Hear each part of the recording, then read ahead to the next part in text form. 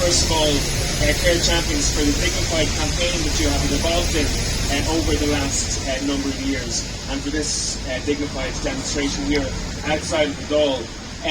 It is the sign of any nation how it treats those who are most vulnerable.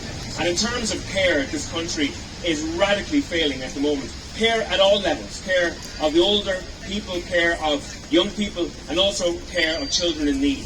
There's an absolute crisis happening in terms of care throughout this country. And what happened during COVID was an absolute disgrace. And actually, I would say what happened during COVID and what is still happening was state-sponsored abuse and state-sponsored neglect of the most vulnerable people living in this country. I can think of one such case in my own county, a heartbreaking county. A woman by the name of Mary Bartley Meehan, who had a son and a husband in a nursing home during COVID, was unable to visit as she needed to. Her husband had cancer. He had a tumour on his face. Because of the lack of care they received, his nails grew longer. He scratched his tumour until it became open, and I hate saying this, but maggots then appeared on the face of that man before he died. And her son died in that nursing home, and she has to receive justice from the HSE in relation to what happened to that woman. And it's absolutely incredible, the chaos that was in the middle of government during that whole period. The government shifted thousands of people from hospitals into nursing homes without testing them for COVID. They seeded COVID in nursing homes right throughout this country. The most exposed were the most vulnerable in Irish society. 2,500 people lost their loved ones there.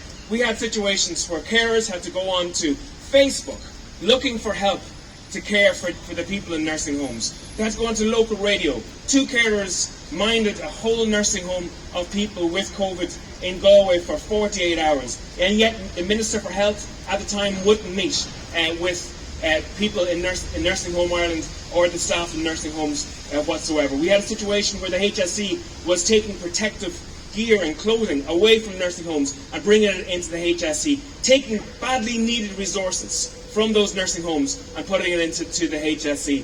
It's an absolute disgrace what happened. And we see ourselves in Ireland as having great values. The Irish people had great values in terms of caring for the most vulnerable. We had great values in terms of bringing people in their journey of death and then supporting families after they had lost loved ones. But those two incredible values were gutted by official Ireland during COVID and have remained so. And we in Aintree have put forward a bill, in large part inspired by the work of Care Champions, which looks to have a full investigation of what happened in the nursing homes during COVID and since. And unfortunately, the government is railing against having a proper investigation.